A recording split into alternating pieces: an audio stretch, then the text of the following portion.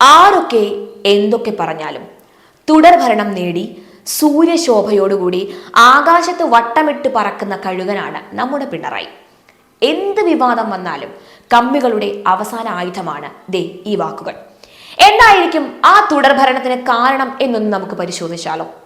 2016 മുതൽ ഏതാണ്ട് 2019 ലോക്സഭാ തിരഞ്ഞെടുപ്പ് വരെ പുഴുത്തുനാറി പോകുകയായിരുന്ന ഒന്നാം പിണറായി സർക്കാരിനെ രക്ഷിച്ചത് കോവിഡ് ആണ്. അതാണ് പരമമായ സത്യവും. അതുവരെ നടന്ന എല്ലാ നെറുകേടും ജനം മറന്ന് കോവിഡ് എന്ന ഒറ്റ പ്രശ്നത്തിലേക്ക് മാത്രം കേന്ദ്രീകരിച്ചു. യഥാർത്ഥത്തിൽ ഇന്ത്യയിലെ ഏറ്റവും മോശം കോവിഡ് മാനേജ്മെന്റ് നമ്മുടെ കേരളത്തിലായിരുന്നു എന്നത് നാം മനസ്സിലാക്കി വന്നത് തന്നെ 2021 അവസാനമായപ്പോഴാണ്. 66 ലക്ഷം രോഗികളും 70,000-ഓളം മരണവും വെറും 3.5 കോടി ജനങ്ങൾ മാത്രമുള്ള നമ്മുടെ കേരളത്തിൽ നടന്നു എന്നതാണ് വാസ്തവം. കോവിഡിൽ എല്ലാം മറന്ന ജനങ്ങൾ ആ സമയത്തെ PR വർക്കും നക്കാപ്പിച്ച പോലെ നീട്ടിയ കിറ്റുമൊക്കെ മേടിച്ച് തെറ്റിദ്ധരിക്കപ്പെടുകയായിരുന്നു. ഇനി അതൊരു മികച്ച വിജയമാണോ അല്ലയോ എന്ന് തിരഞ്ഞെടുപ്പ് ഫലം പരിശോധിച്ചാൽ നമുക്ക് മനസ്സിലാകും. ഏതാണ്ട് 16 മണ്ഡലങ്ങളിൽ 3000-ൽ താഴെ വോട്ടിന്റെ ഭൂരിപക്ഷത്തിലാണ് ഇക്കൂട്ടർ ജയിച്ചത്.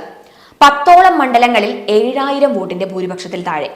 ഇനി എന്തുകൊണ്ട് ഈ നേരിയ ഭൂരിപക്ഷം കിട്ടി എന്നത് നമുക്ക് നോക്കാം. അവിടെയാണ് UDFനൊപ്പം ഉണ്ടായിരുന്ന മാണി കോൺഗ്രസിന്റെയും ജനതാദൾ തുടങ്ങിയ പാർട്ടികളുടെയും വില നാം മനസ്സിലാക്കേണ്ടത്. നിസാര വോട്ടിന് തോറ്റ ഈ മണ്ഡലങ്ങളിൽ 2000-നും 5000-നും ഇടയിൽ വോട്ട് നേടാൻ ഇവർക്ക് കരുത്തുണ്ടായിരുന്നവരാണ്.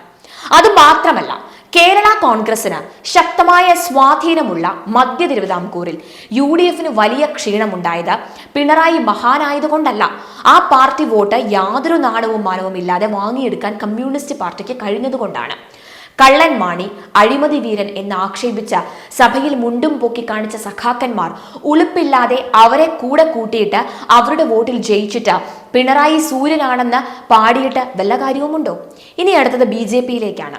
കോന്നി ഉൾപ്പെടെ പല മണ്ഡലങ്ങളിലും കോൺഗ്രസിന് അനുകൂലമായി മാറേണ്ട ഭരണവിരുദ്ധ ശബരിമല വിരുദ്ധ വോട്ടുകൾ കോൺഗ്രസിനെ തോൽപ്പിക്കുക എന്ന ലക്ഷ്യത്തോടുകൂടി BJP പണിയെടുത്ത് നേടിയപ്പോൾ അതിന്റെ ക്രെഡിറ്റും കാരണഭൂതന് കൊടുത്ത മണ്ടന്മാരാണ് നമ്മുടെ സഖാക്കൾ എന്ന് പറയാതെ വയ്യ. അതേസമയം BJPക്ക് നിയമസഭയിൽ സീറ്റ് കൊടുക്കില്ല എന്ന വാശിയിൽ നേമത്ത് മുരളീധരനെ മത്സരിപ്പിച്ച് CPMന് ഒരു സീറ്റ് നേടി UDF കൊടുത്തപ്പോൾ BJP കോൺഗ്രസിന്റെ ജയസാധ്യതയുള്ള മണ്ഡലങ്ങളിൽ ഭരണവിരുദ്ധ വോട്ടുകൾ പരമാവധി ഭിന്നിപ്പിച്ച് കമ്മ്യൂണിസ്റ്റ് പാർട്ടിക്ക് അനുകൂലമാക്കി കൊടുക്കുകയായിരുന്നു. അതിനുള്ള പ്രത്യുപകാരം കമ്മ്യൂണിസ്റ്റ് പാർട്ടി നോർത്തിൽ BJPക്കും ചെയ്തു കൊടുക്കും. നിങ്ങൾ ശ്രദ്ധിച്ചിട്ടില്ലേ, തോൽക്കും എന്ന് എത്ര ഉറപ്പുണ്ടായാലും ഉത്തരേന്ത്യയിൽ കമ്മ്യൂണിസ്റ്റ് പാർട്ടി സഖ്യത്തിൽ ചേരാതെ ഒറ്റയ്ക്ക് നിന്ന് കോൺഗ്രസിനെ തോൽപ്പിക്കാനായി കളിക്കുന്നത്. ഇനി CPM അവരുടെ അടിമകളെ പോലെ കൊണ്ടു നടക്കുന്ന ഈ CPI ഉണ്ടല്ലോ, അവർ ഉണ്ടായതുകൊണ്ട് മാത്രമാണ് ഏതാണ്ട് തെക്കൻ കേരളത്തിൽ എല്ലാ സീറ്റിലും CPM ജയിക്കുന്നത് എന്നോർക്കണം. വലിയ ശക്തിയൊന്നുമല്ലായിരിക്കും, പക്ഷേ CPMന് കിട്ടുന്ന ഈ 5000 മുതൽ 10000 ഭൂരിപക്ഷം ഉണ്ടല്ലോ, അത് ഉണ്ടാക്കി കൊടുക്കുന്നത് കമ്മ്യൂണിസ്റ്റ് ബോധം പൂർണ്ണമായും നശിച്ചിട്ടില്ലാത്ത CPI ആണ്. ഭരണത്തിന്റെ കേമം എന്നൊക്കെ പാർട്ടി ക്ലാസ്സിൽ പറഞ്ഞ് പാവങ്ങളെ പറ്റിച്ചാൽ മതി. ജയിക്കാൻ വേണ്ടിയ നാറിയ കളികൾ കളിച്ച് മഹത്വം വിളമ്പരുത്.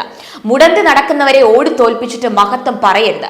ഏറ്റവും കൂടുതൽ മണി ചെയിൻ തട്ടിപ്പ്, വിസ തട്ടിപ്പ് തുടങ്ങി ലോകത്തിലുള്ള സകല തട്ടിപ്പും നടക്കുന്നത് ഈ പ്രബുദ്ധർ എന്ന് പറഞ്ഞു നടക്കുന്ന മലയാളികളുടെ അടുത്താണ് എന്നോർക്കണം. 200 കോടി പറ്റിച്ച് ജയിലിൽ കിടന്ന ശബരിനാഥൻ ജയിലിൽ നിന്നിറങ്ങി വീണ്ടും കോടികൾ പറ്റിച്ചു. ടിപ്പുവിന്റെ സിംഹാസനം എന്ന് പറഞ്ഞ് അതിൽ പോയിരുന്ന മണ്ടൻ DGP ഉള്ള നാടാണ് നമ്മുടേത്. അതിനേക്കാൾ ഉപരി നശിച്ചു നാരായണക്കല്ലെടുത്തിട്ടും പാർട്ടി രക്ഷിക്കുമെന്ന് കരുതി ജീവിക്കുന്ന ദളിതരുടെ നാടാണ് ഇത്. ഇന്നാട്ടിലെ ജനങ്ങളെ ആണോ പറ്റിക്കാൻ പാട്? അതേസമയം ഒരു തവണ അടിയന്തരാവസ്ഥ പ്രഖ്യാപിച്ച ഇന്ദിരാഗാന്ധിയെ തോൽപ്പിച്ച് ദൂരെ എറിഞ്ഞ നാടാണ് ഉത്തരേന്ത്യ. മോശമാണ് എങ്കിൽ രാഹുൽ ഗാന്ധിയെ തോൽപ്പിക്കാനും, നല്ലതെന്ന് തോന്നിയാൽ കേന്ദ്രമന്ത്രിയെ തോൽപ്പിച്ച് രാഹുൽ ഗാന്ധിയെ ജയിപ്പിക്കാനും ആ നാടിന് നല്ലവണ്ണം അറിയാം. അടുത്ത തവണ ജയിച്ചാലും മഹത്വം വിളമ്പരുത്. തിരഞ്ഞെടുപ്പ് ശരി തെറ്റുകളുടെ വിലയിരുത്തൽ അല്ല, പണി അറിയുന്നവന് ജയിക്കാൻ കഴിയും. വേണമെങ്കിൽ UDFന് ഇന്നത്തെ വിശ്വാസത്തിൽ എടുത്ത് അത് തിരിച്ചു വരാം. ഏത് നാറിയ കളിയും അപ്പുറത്തു നിന്ന് കളിക്കും. ജയിക്കാനുള്ള കരുക്കൾ നീക്കാൻ ബോധവും കൂർമ്മ ബുദ്ധിയും ഉണ്ടാകണം. ഈ മണ്ഡലങ്ങളിൽ കൂടുതൽ ശ്രദ്ധിക്കുക. ജയസാധ്യതയുള്ള നിരവധി മണ്ഡലങ്ങളിൽ മികച്ച യുവതലമുറയെ നിർത്തുക. ഇനിയെങ്കിലും പാർട്ടിക്ക് വേണ്ടി ഒരു ത്യാഗം ചെയ്യാൻ മുതിർന്ന നേതാക്കൾ ശ്രദ്ധിക്കുക.